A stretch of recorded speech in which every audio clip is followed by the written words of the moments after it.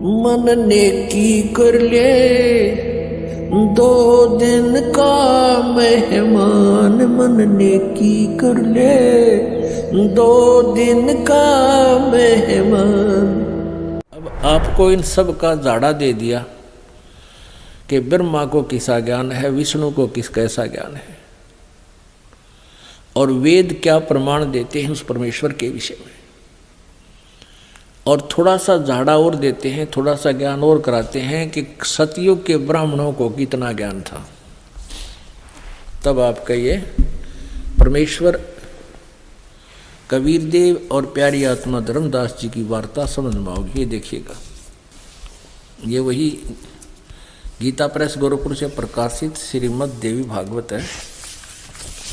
इसके संपादक हैं हनुमान प्रसाद पोदार और चिमनलाल गोस्वामी, और ये गीता प्रेस गोरखपुर से प्रकाशित है।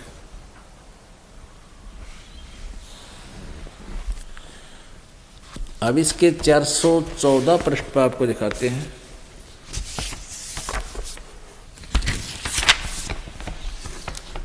छठे सकंद में, छठा सकंद 414 पृष्ठ पे, जन्मेजय ने पूछा, महाभाग यानी व्यास जी से पूछ रहे हैं जन्मेजय ने पूछा, महाभाग किस युग में कैसा धर्म का स्वरूप है, इस संपूर्ण विषय को विशेष रूप से बताने की कृपा कीजिए। व्यास जी बोले, राजन, यह निश्चय कि सतयुग में ब्राह्मण वेद के पूर्ण विद्वान थे हैं, और उनके द्वारा निरंतर भगवती जगदम्बा की आराधना होती थी। ले आलिया ओढ़ सतयुग के ब्राह्मणा का, ब्राह्मण को चाहे महर्षि ऋषि कहो, वो कहते हैं वो वेद के पूर्ण विद्वान थे और भक्ति दुर्गा की पूजा करते थे। भगवती का दर्शन करने के लिए उनका मन सदा ललायित रहता था। प्रत्येक गांव में शक्ति यानी दुर्गा का मंदिर उद्घाटन हो, इस विषय में उनके मन में बड़ी उत्सुकता थी। यानी मंदिर का लठी नन गढ़वाया, सतयुग से शुरू करवा रखा है इन्होंने।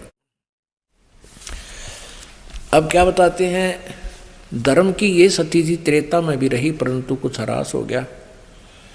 सतयुग की जो सतीति थी वह द्वापर में विशेष रूप से कम हो गई। राजन, उन प्राचीन युगों में, पहले वाले द्वापर, त्रेता और सतयुग में जो राक्षस समझे जाते थे वे कलयुग में ब्राह्मण माने जाते हैं। वो तरह का जो ऊपर पहले वाले लोग का युगों में जो राक्षस थे वर्तमान के, इसे तो ब्राह्मण है कलयुग में। क्योंकि अब के ब्राह्मण प्राय पाखंड करने में तत्पर रहते हैं, दूसरों को ठगना, झूठ बोलना और वैदिक धर्म कर्म से अलग रहना कलियुगी ब्राह्मणों का स्वाभाविक गुण बन गया है।